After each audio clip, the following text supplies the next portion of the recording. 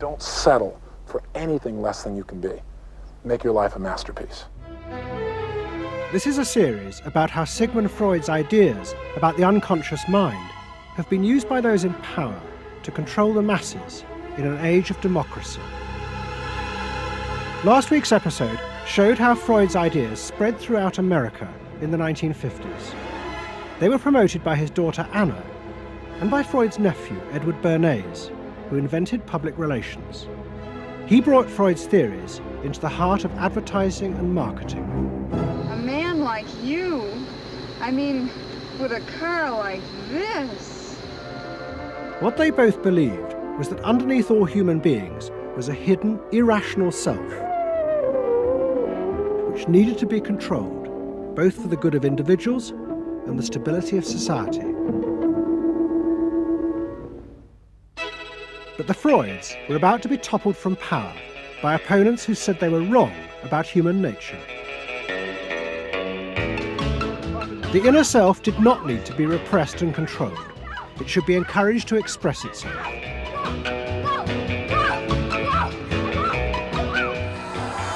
Out of this would come a new type of strong human being and a better society.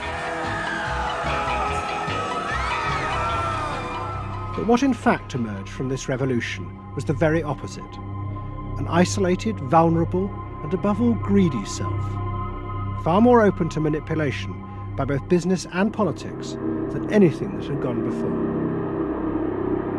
Those in power would now control the self, not by repressing it, but by feeding its infinite desires.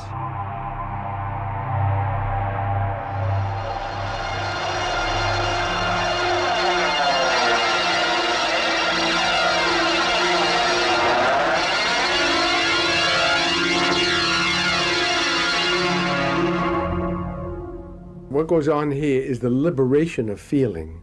In other words, feelings, not just memories, that have been suppressed. For example, screaming, crying, anger. You get a person who's really angry, and they're going to let it out. No! No! I could kill you! I'm an old man. Listen, I can't get all the strength into this that young people would get if they had those feelings. That wasn't bad. In the 1950s, a small group of renegade psychoanalysts began a new form of therapy. They worked in small rooms in New York City and encouraged their patients to express their feelings openly. I want help. I do. I want help. It was a direct attack on the ideas of the Freudian psychoanalysts, who had become rich and powerful, teaching Americans how to control their feelings. In Freud's work, you see, they were afraid of the feelings. They believed that what they wanted was contained people, very proper, doing the right thing and living a proper life. That's what they wanted, but not an intense emotional life. Freud wasn't emotional himself. I mean, he's an intellect, Freud. I was an intellect too, I know, but I'm also more than that now. The leader of this group was a man hated by Freud and his family. He was called Wilhelm Reich. Reich lived an isolated life in a house he had built for himself in remote mountains near the Canadian border. Reich originally had been a devoted disciple of Freud's in Vienna in the 1920s. But he had challenged Freud over the fundamental basis of psychoanalysis. Freud argued that at heart, human beings were still driven by primitive animal instincts. The job of society was to repress and control these dangerous forces. Reich believed the complete opposite. The unconscious forces inside the human mind, he said, were good. It was their repression by society that distorted them. That was what made people dangerous.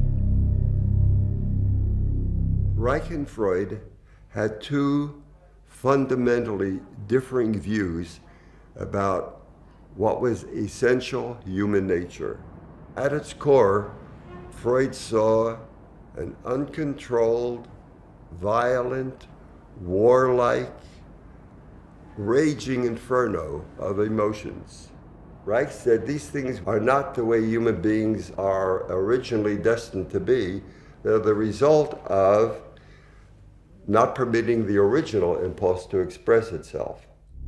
The underlying natural impulse, Reich argued, was the libido, sexual energy. If this were released, then human beings would flourish. But this idea brought him into direct conflict not only with Sigmund Freud, but Freud's daughter Anna, who believed that the sexual forces in humans were dangerous if not controlled. My father thought that you should liberate the libido and have freedom. And he developed a theory rather early that neuroses were due to lack of good orgasm, or any orgasm. And that was, Anna Freud, you know, was a virgin. I mean, this is very important because she never had a sexual relation with a man. And here was this man preaching that the way to health was through orgasm. And here was this woman who had been analyzed by her father because she was masturbating. So here's this woman who's opposed to sexuality, really, and here's this man who's preaching sexual freedom. I mean, there was bound to be a clash, wasn't there?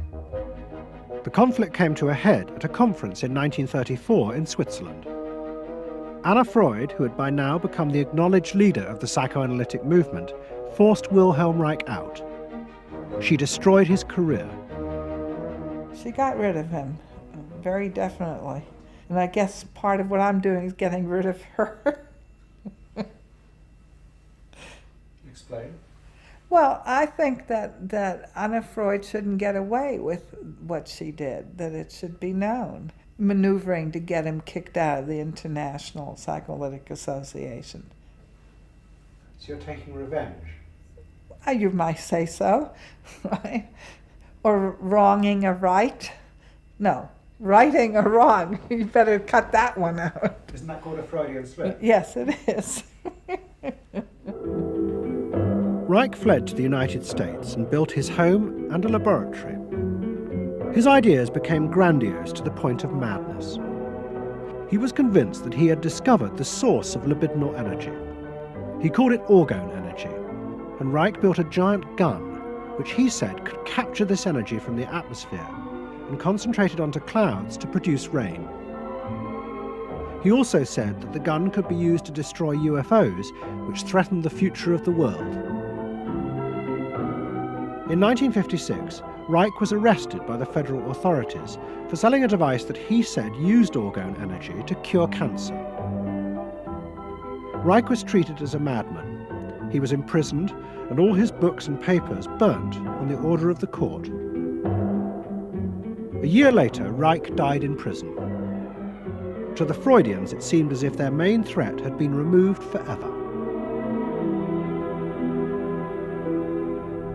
But they were wrong. What the Freudians didn't realize was that their influence in American society was also about to be challenged, and in a way that would lead not only to their decline, but to the dramatic resurgence of Reich's ideas in America and throughout the capitalist world.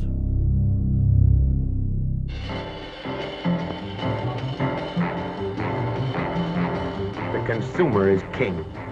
His whim makes or unmakes manufacturers, wholesalers, and retailers. Whoever wins his confidence wins the game. Whoever loses his confidence is lost. By the late 50s, psychoanalysis had become deeply involved in driving consumerism in America. Most advertising companies employed psychoanalysts, and as last week's episode showed, they had created new ways to understand consumers' motives, above all with the focus group, in which consumers free associated their feelings about products. Out of this came new ways to market products by appealing to the hidden, unconscious desires of the consumer. Neutral stimulus, memorability, sheer deception, great tilt-away steering wheel, a dream saying the mistress. Something intimate is going on. But in the early 60s, a new generation emerged who attacked this. They accused American business of using psychological techniques to manipulate people's feelings and turn them into ideal consumers. Advertising was manipulation. It was a way to get you to do something that didn't come out of you.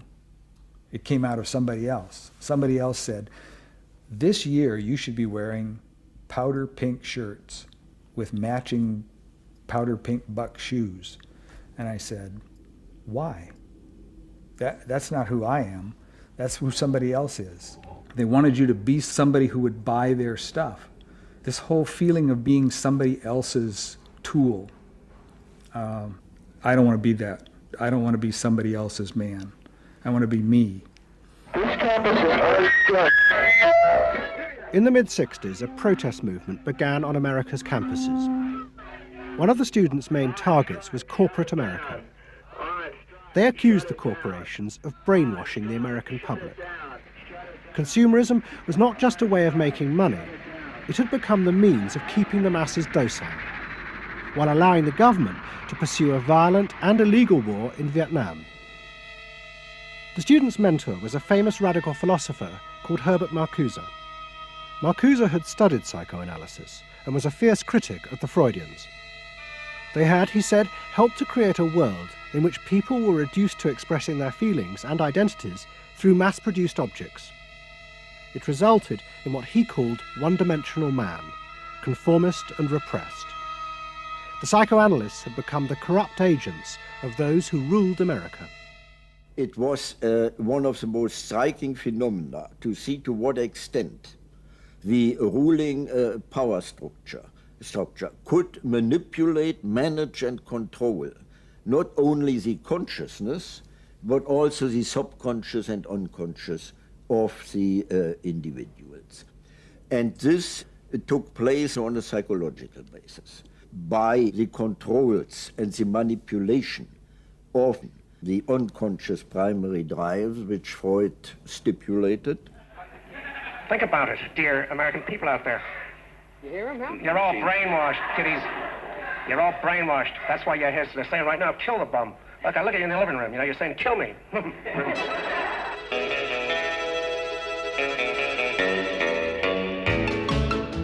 Following the logic of Marcuse's argument, the new student left set out to attack this system of social control. It was summed up in the slogan, "There is a policeman inside all our heads. He must be destroyed."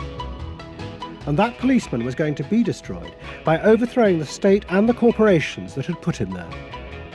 One group, the Weathermen, began a series of bomb attacks on companies that they said both controlled people's minds through consumer products and made the weapons being used in Vietnam. There's no way to be committed to nonviolence in the middle of the most violent society that history's ever created. I'm not committed to nonviolence in any way. We want to live a life that isn't based on materialistic values, and yet the whole system of government and the economy of America is based on profit, on personal greed and selfishness. So that in order to be human, in order to love each other and be equal with each other and not place each other in roles, we have to destroy the kind of government that keeps us from asserting our positive values of life. But the American state fought back violently. At the Democratic Convention in Chicago in 1968, the police and the National Guard were unleashed to attack thousands of demonstrators. It was the start of a phase of ruthless repression of the New Left in America. It culminated in the killing of 4 students at Kent State University 18 months later. In the face of this, the left began to fall apart. We had met the force of the state. It was much bigger and stronger and more powerful than we realized. And at that point, what seemed to happen was that there was a change in tactics. Confronted by this violent repression, many in the New Left began to turn to a new idea. If it was impossible to get the policeman out of one's head by overthrowing the state, instead one should find a way of getting inside one's own mind and removing the controls implanted there by the state and the corporations. Out of this would come a new self, and thus a new society.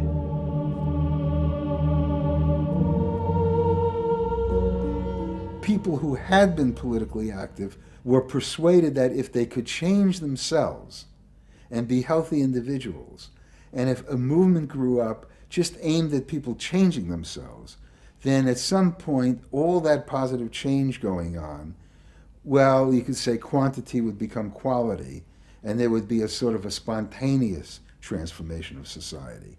But political activism was not required. It's about making a new you, that if enough people changed the way they were, that the society would change. So the personal became political? Yes, the personal became political. Without changing the personal, you didn't stand a chance of changing the political. Coming up against the state power of the United States was not an option. I mean, they outgunned us. And to produce the new self, they turned to the ideas and techniques of Wilhelm Reich. Since his death, a small group of psychotherapists have been developing techniques based on Reich's ideas. Their aim was to invent ways that would allow individuals to free themselves from the controls implanted in their minds by society. Their center was a tiny old motel on the remote coast of California. It was called the Esalen Institute. The dominant figure at Esalen was a psychoanalyst called Fritz Perls. Perls had been trained by Reich and had developed a form of group encounter in which he pushed individuals to publicly express the feelings inside them that society had said were dangerous and should be repressed.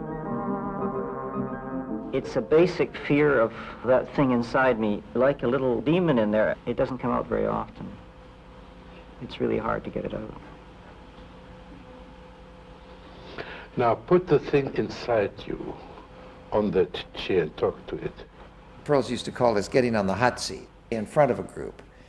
If this were the hot seat and you were Perls, and you would guide me into this process of self-enactment, self-revelation, of staying present to all the parts of yourself and noticing it, and then taking ownership of this.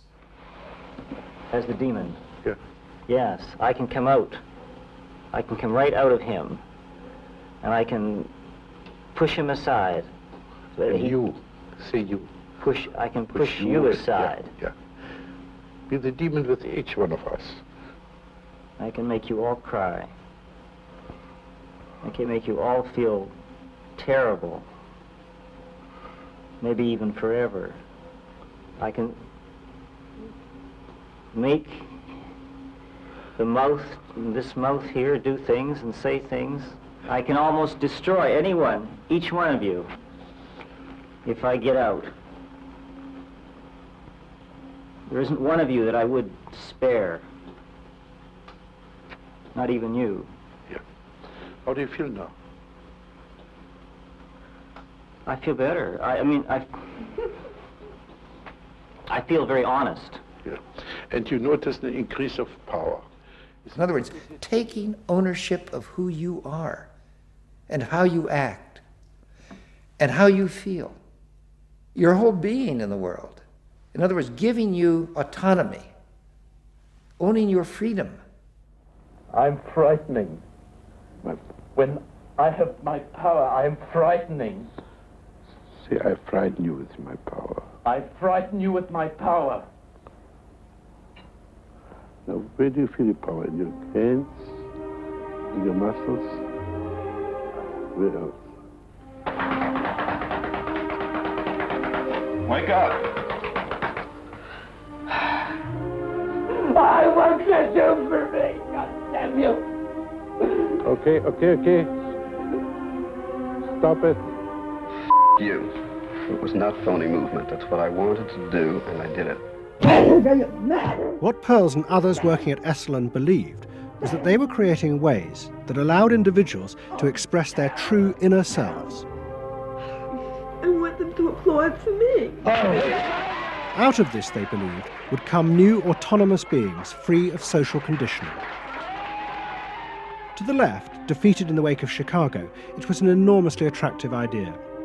These techniques could be used to unleash a new, powerful self, strong enough to overthrow the old order.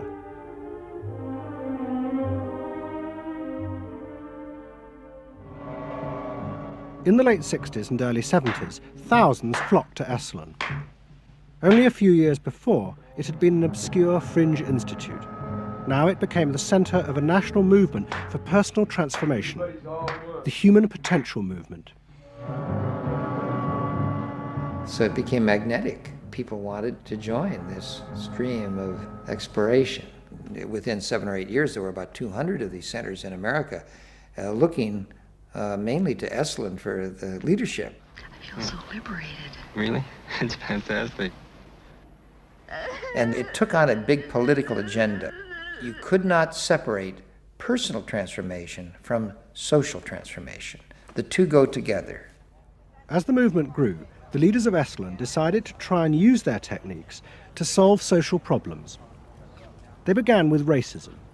They organised an encounter group for white and black radicals. Both groups would be encouraged to express their inner racist feelings which had been instilled in them by society. By doing this, they would transcend those feelings and encounter each other as individuals. I started a series of encounters called Racial Confrontation as Transcendental Experience. We thought that we wanted to get that kind of black-white confrontation so you could really get down to see what was between the two races, not by backing off and trying to be polite, but by going right into the belly of the beast, of this beast of racial prejudice. And these were extremely dramatic. These were the toughest workshops ever convened at Esalen Institute. I'm looking at you, Whitey. You got clothes on. So sure. You got shoes on. You're just so sure looking at me, huh? You got the goddamn police in the neighborhood. Really? They're not my police. You got a governor. You got a mayor. Oh, really? You got the president. You got ambassadors. You can vote, too. You got deaths in Vietnam. That's the benefits of slave labor. You got buildings, skyscrapers that you dominate and control economically and politically. And tell me that it's not yours. It's yours, too. Then the blacks all got together and attacked the whites. And they just let us have it. What they call it was peeping somebody. Peeping somebody means peeping into their secrets, into their phoniness, and so forth. Like the white liberal. Oh, they really got onto the white liberal, you know. So don't give me no shit about I'm free. You're a goddamn liar, you white pink son of a bitch, you. Yeah, I want to know what you came down here for. You want a black buck, huh? Yeah. You looking for a stud? Huh? Well, what did you come here for? You're sitting there with your legs all gap wide open, showing your drawers. Now, what'd you come here for? The black-white encounter groups were a disaster. The black radicals saw it as an insidious attempt to destroy their power. By trying to turn them into liberated individuals, Esalen was removing the one thing that gave them power and confidence in their struggle against racism, their collective identity as blacks. For my reason. For your reason. Now dig this. Your reason for being here is different from my reason. So the human potential movement turned to another social group who they believed would benefit from personal transformation. Nuns. And this time they were more successful. The Convent of the Immaculate Heart in Los Angeles was one of the largest seminaries in America. A group of radical psychotherapists approached the convent. They wanted to try out their techniques for personal liberation on individuals whose identities were defined by a series of external rules which they had deeply internalized. The convent, anxious to appear modern, agreed to the experiment. And we did weekend encounter workshops for several hundred Immaculate Heart nuns.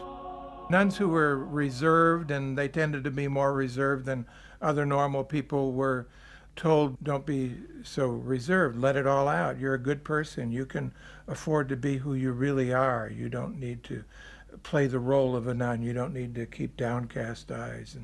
And prudence is an oversold virtue. You're trying to assert yourself, trying to find out who you are, who you're becoming. At the same time, you're trying to live a life of dedication, of service, and you're trying to make all these things fit into who you are, and you're just, you know, it's such a turmoil at times that you just blow a gasket and do silly, crazy things, you know. Running around the orchard and stealing oranges and taking Cokes out of the refrigerator and crazy things. I felt like I was being a hypocrite, and I wanted people to respect me for what I was, not for what I was wearing, and so I'm glad for the change. You feel frightened, but you'll go on. Oh yeah, I'm scared to death, but it's worth it. The experiment began to transform the convent. the nuns voted to discard their habits in favour of ordinary clothes. But the psychotherapists found they had awoken other forces. Solid. One of the things we unleashed was sexual energy, the kind of thing that the church had been very good at restraining was no longer to be restrained.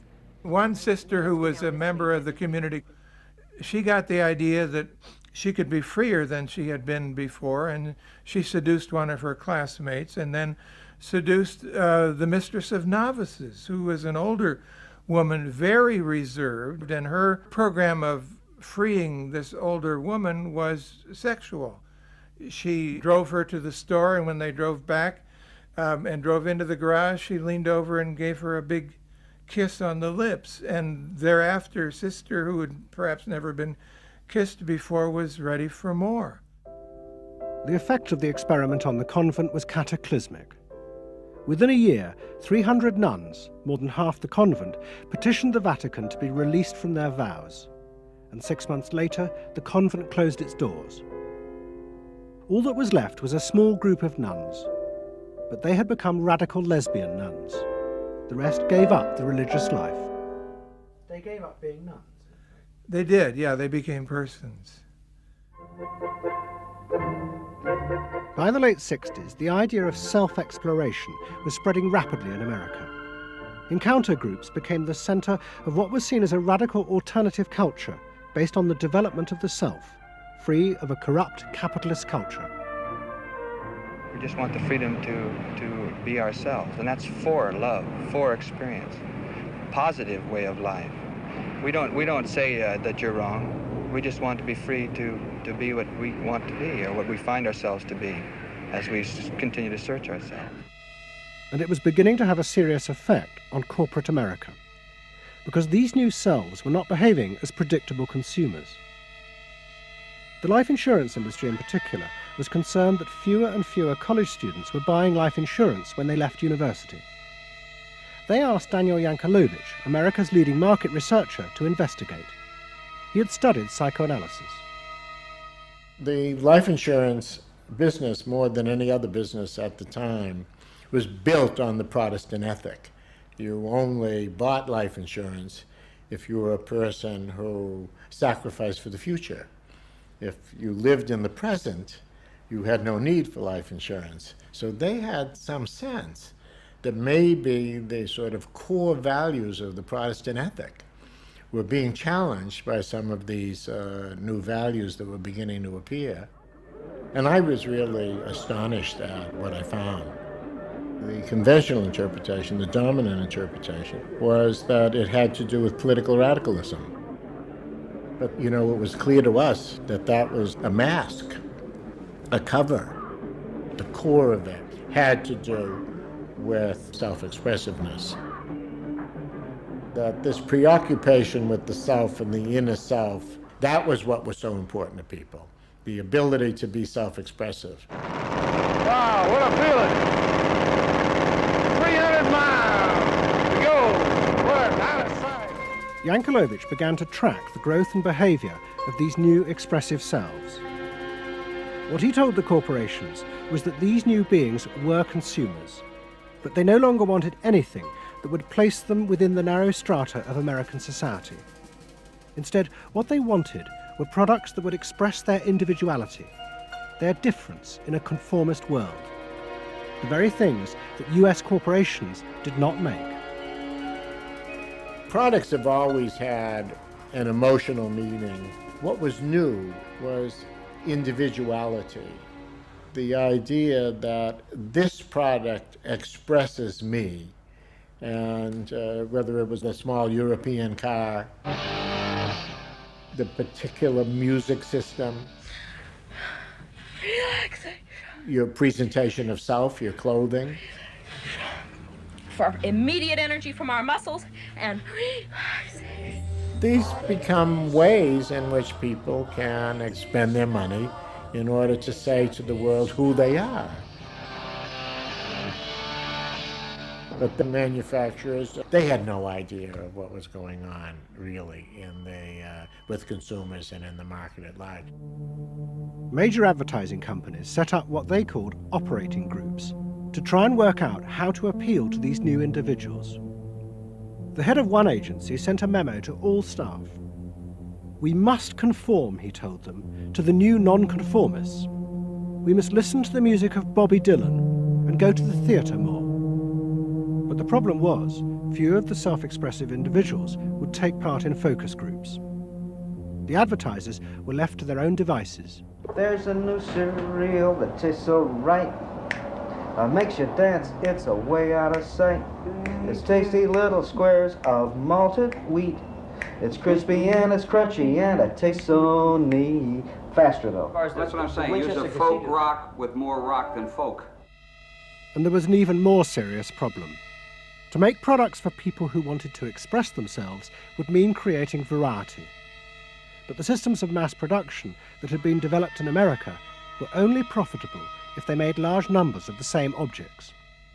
This had fitted perfectly with the limited range of desires of a conformist society. The expressive self threatened this whole system of manufacture. And the threat was about to grow rapidly. Go! Because an entrepreneur had invented a way of mass-producing this new independent self.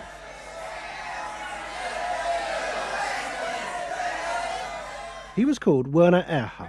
Some of the stuff that we traditionally think of as being in your mind is actually in the world, because you're moving to that too. Erhard had invented a system called EST, Erhard Seminar Training. Hundreds of people came for weekend sessions to be taught how to be themselves. And EST was soon copied by other groups, like Exegesis in Britain. Many of Erhard's techniques came from the human potential movement, but he criticised the movement for not having gone far enough. Their idea that there was a central core inside all human beings was, he said, just another limitation on human freedom. In reality, there was no fixed self, which meant that you could be anything that you wanted to be. The thesis of the human potential movement was that there was something really good down in there. And if you took these layers off, what you were going to wind up with was a kernel, a something that was innately self-expressive, that was the true self, that was going to be a wonderful thing. In actuality, you found people who'd gone to the last layer and took off the last layer and found that what was left was nothing. All right, push! Move! Do it! The EST sessions were intense and often brutal. The participants signed contracts agreeing not to leave and to allow the trainers to do anything they thought necessary to break down their socially constructed identities. You're gonna get sandwiched in there. Go for a win! If I push harder than you do, I'm gonna squash you. So you better push fast. Now, hard, do it! That's it, do it again! Push, good, good, good! Again! Yes! The real point to the EST training was to go down through layer after layer after layer after layer until you got to the last layer and peeled it off, where the recognition was that it's really all meaningless and empty.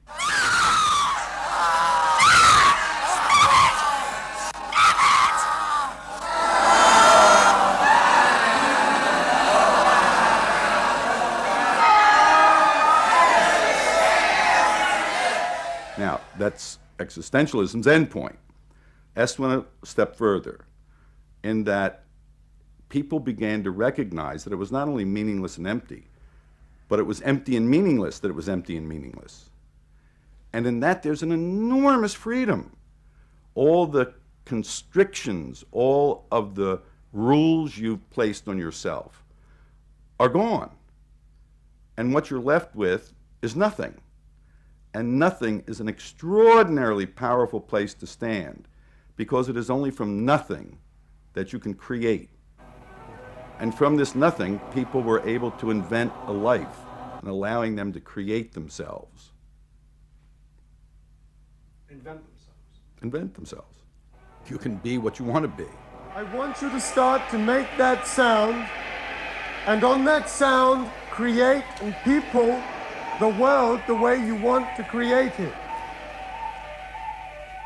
What Earhart did was to say that only the individual matters, that there is no societal concern, that you living a fulfilled life is all you need be concerned about. Est people came out of those trainings feeling that it wasn't selfish to think about yourself, it was your highest duty.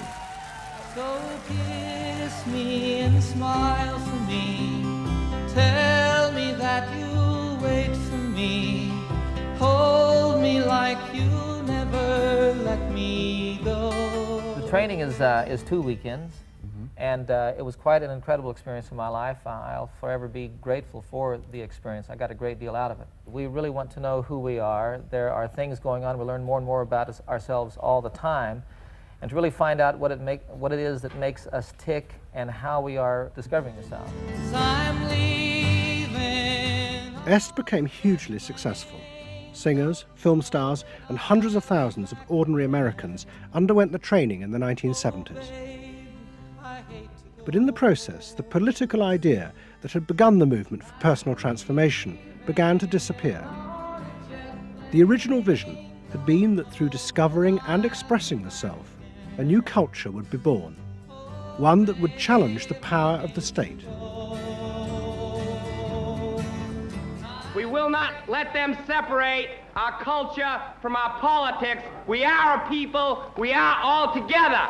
But what was now emerging was the idea that people could be happy simply within themselves, and that changing society was irrelevant. One of the proponents of this was Jerry Rubin. In 1968, Rubin, as leader of the Yippies, had led the march on Chicago, but now he had undergone Est training. I was willing to die, and I had a martyr complex in a sense. I think we all did. And I've given up that ideal of sacrifice. And I'm not as overwhelmingly moved by injustice as I was. And now we reincarnated ourselves from within. Basically, the politics were lost and totally replaced by this lifestyle. And then the desire to become deeper and deeper into the self. By now, a grandiose sense of the self. And my a good friend and one of the original Yippie founders, Jerry Rubin, definitely moved in that direction. And I think he was beginning to buy into the notion that he could be happy and fully self-developed on his own. Socialism in one person. Yes. Was he alone in that trajectory? Although that, of course, is capitalism. That's the whole joke. I think it's funny. I think it's funny because people spend so much of their life being bedeviled by their past and being locked into their past and being limited by their past. And there's an enormous freedom from that, letting people create themselves. Est was only the most vivid and intense expression of an idea that was spreading rapidly through all strata of American society. Books and television programs promoted the idea that one's first duty was to be oneself.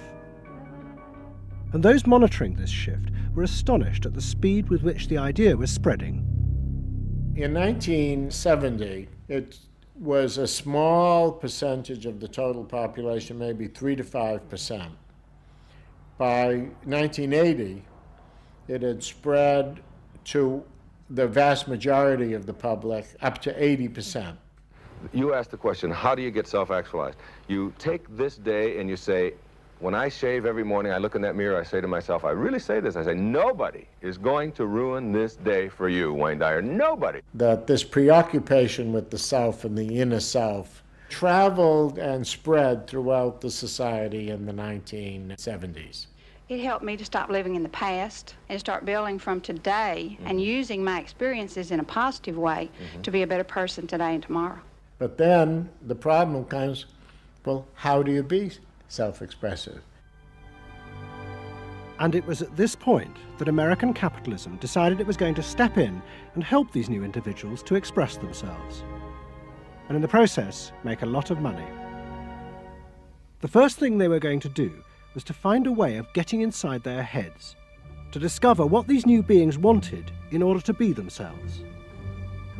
This came not from Madison Avenue, but from one of the most powerful scientific research institutes in America. Stanford Research Institute in California worked for corporations and government. It had done much of the early work on computers, and was also working for the Department of Defense on what would become the Star Wars project. In 1978, a group of economists and psychologists at SRI decided to find a way to read, measure, and fulfill the desires of these new unpredictable consumers. The idea was to create a rigorous tool for measuring a whole range of desires, wishes, values that prior to that time had been kind of overlooked. They say in business, you know, what gets measured gets done. We were basically telling manufacturers, if you're really going to satisfy not just the basic needs, but individuated wants, whims, and desires of more highly developed human beings, you're going to have to segment, you're going to have to individuate. To do this, SRI turned for help to those who had begun the liberation of the self. In particular, one of the leaders of the human potential movement, a psychologist called Abraham Maslow. Through observing the work at places like Esalen, Maslow had invented a new system of psychological types. He called it the hierarchy of needs, and it described the different emotional stages that people went through as they liberated their feelings. At the top was self-actualization. This was the point at which individuals became completely self-directed and free of society. The team at SRI thought that Maslow's hierarchy might form the basis for a new way to categorize society, not by social class, but by different psychological desires and drives. To test this, they designed a huge questionnaire with hundreds of questions about how people saw themselves, their inner values. The questions were designed to see whether people fitted into Maslow's categories. We were trying to find out what people really felt like. So we asked these really penetrating questions, and we hired a company that administers surveys, you know, to do them. They said they've never seen anything like it. Usually you have to send out a postcard 6 weeks and then another postcard, and then you got to call the people up, you know, to get the return rates up. We had an 86% return, and they only sent out one postcard. People loved filling out this questionnaire. We got several questionnaires back with a note attached saying, do you have any other questionnaires I could fill out? Because we were asking people to think about things that they had never thought about before, and they liked thinking about them. Like you know? what? Like what they felt inside? Yeah, like what they felt inside. What motivated them? What was their life about? What was important to them? It was sort of like, wow. The answers were then analysed by computer.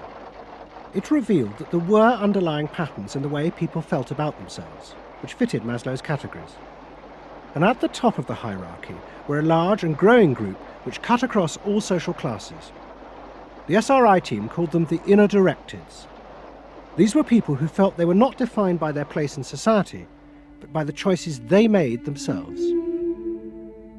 But what SRI discovered was that these people could be defined by the different patterns of behaviour through which they chose to express themselves. Self-expression was not infinite. It fell into identifiable types. And the SRI team invented a new term for it: lifestyles. They had managed to categorize the new individualism. They called their system Values and Lifestyles, VALS for short. At the forefront of this change are three new VALS groups we call inner directed. These are people for whom personal satisfaction is more important than status or money. They tend to be self-expressive, complex, and individualistic.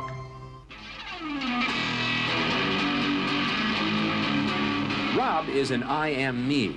IMEs are searching for new values, breaking away from traditions and inventing their own standards. Rob even invented his own name, Rob Noxious. Jody is an experiential. This is a group seeking inner growth through direct experience. Experientials aren't in one place much. This is the try-anything-once crowd, and all that activity takes goods and services. Their hobbies are hands-on, and their possessions are simple, but not always simply priced. I'm a bookseller. I sell books. I'm a businessman.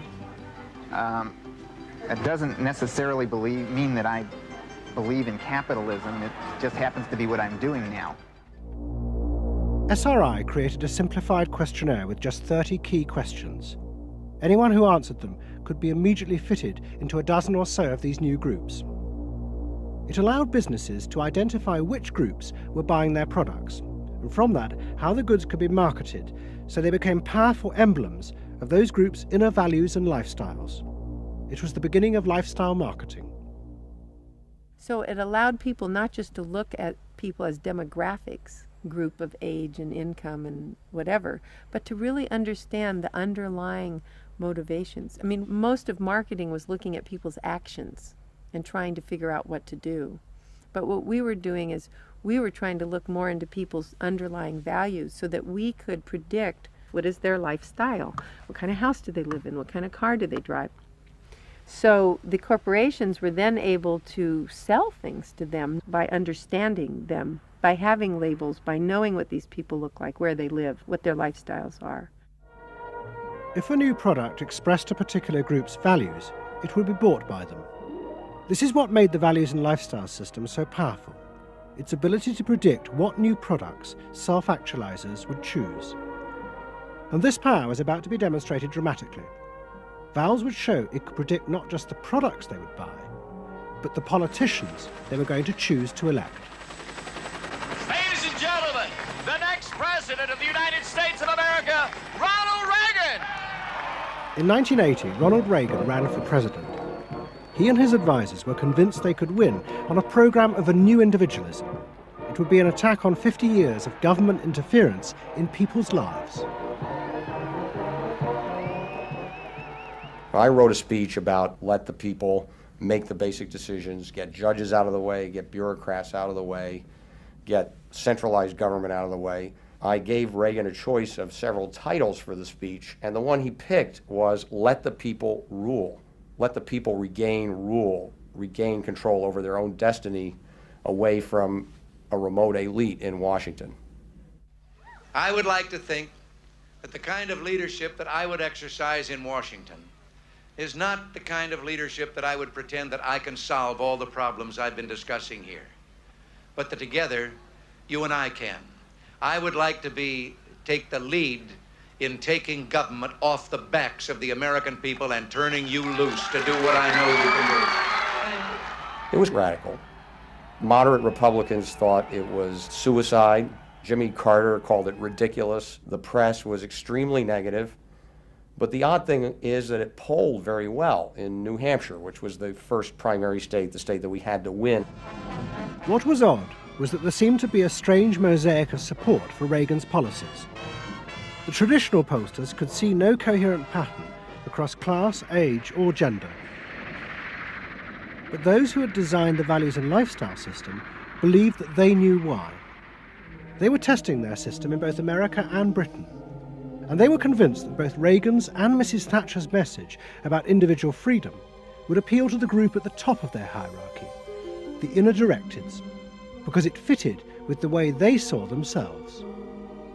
They were really concerned about being individuals, being individualistic.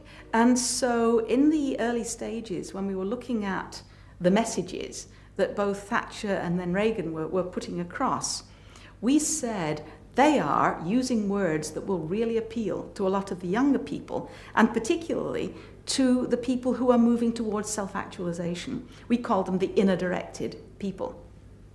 A lot of our colleagues said, that's absolutely ridiculous, because inner-directeds are very socially aware, very socially concerned. They'll never vote Conservative, or they'll never vote for the Republicans. But we said, If Thatcher and Reagan continue to appeal to them in this way, they really will. And I vision leadership in taking government off your backs and turning you loose to do what you can do so well. Thank you very much. The idea that the new self-actualizing individuals would choose a politician from the right, not the left, seemed extraordinary.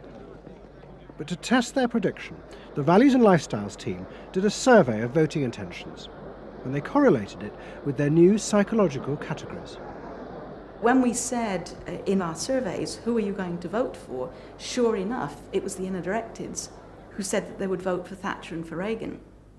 And they made the difference in those elections because of their voting for Thatcher and Reagan. And it really surprised our colleagues, even within my own organisation.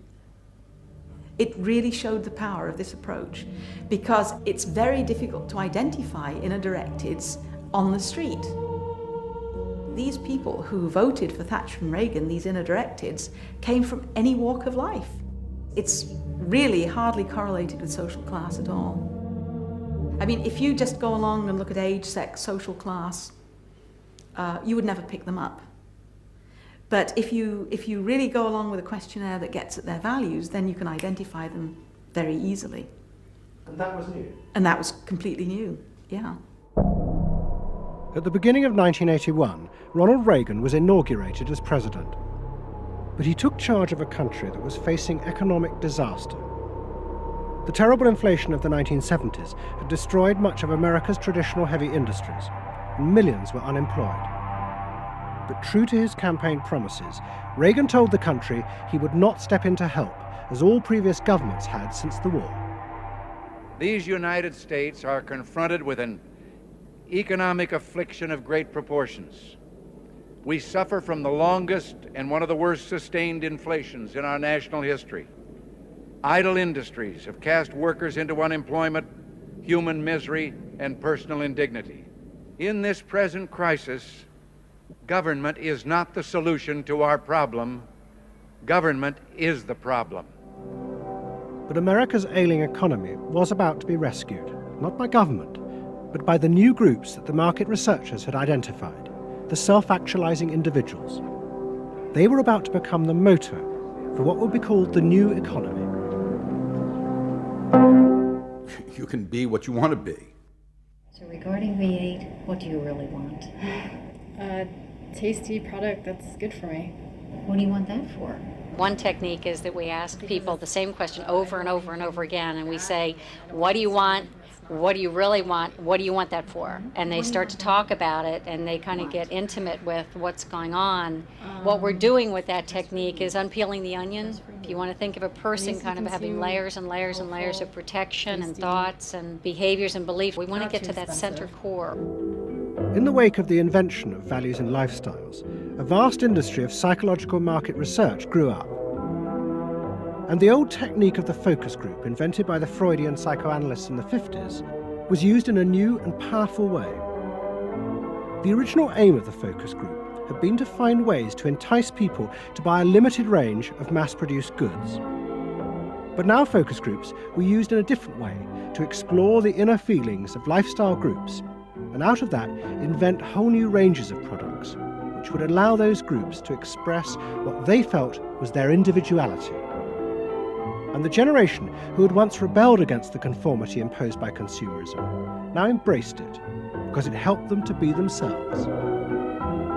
What capitalism managed to do that was brilliant was to actually create products that people like me would be interested in, that people like Jerry Rubin would be interested in. Capitalism developed a whole industry at developing products that evoked a larger sense of self.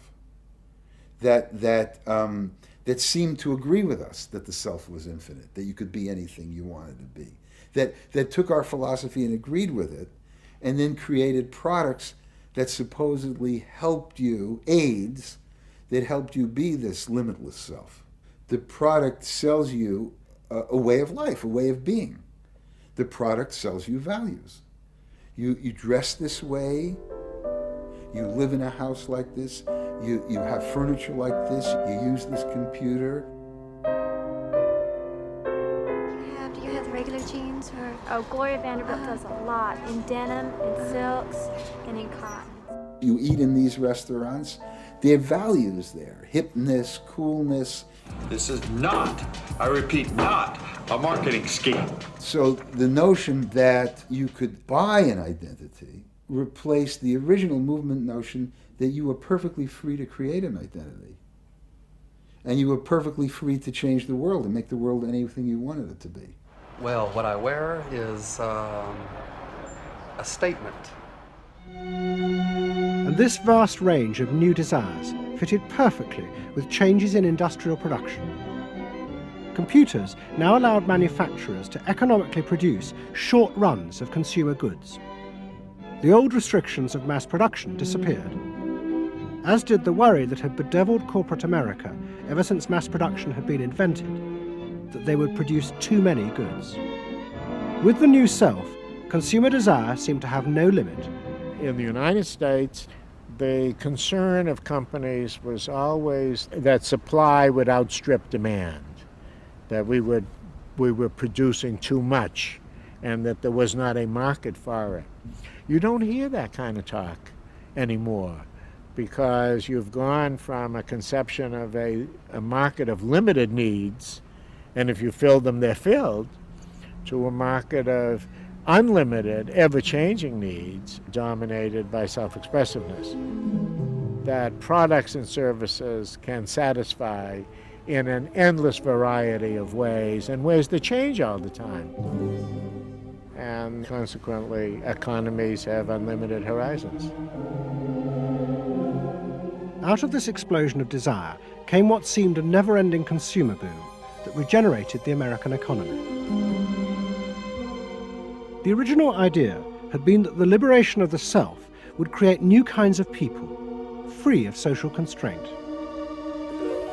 That radical change had happened, but while the new beings felt liberated, they had become increasingly dependent for their identity on business. The corporations had realized that it was in their interests to encourage people to feel that they were unique individuals and then offer them ways to express that individuality. A world in which people felt they were rebelling against conformity was not a threat to business, but its greatest opportunity.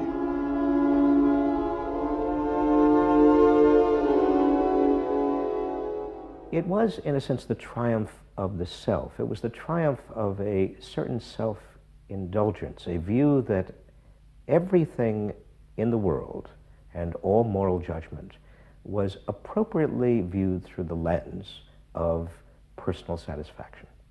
Indeed, the ultimate ending point of that logic is that there is no society.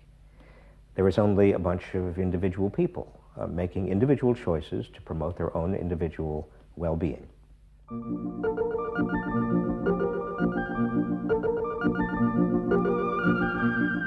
Next week's episode tells the story of how politicians on the left, in both Britain and America, turned to the techniques developed by business in order to regain power.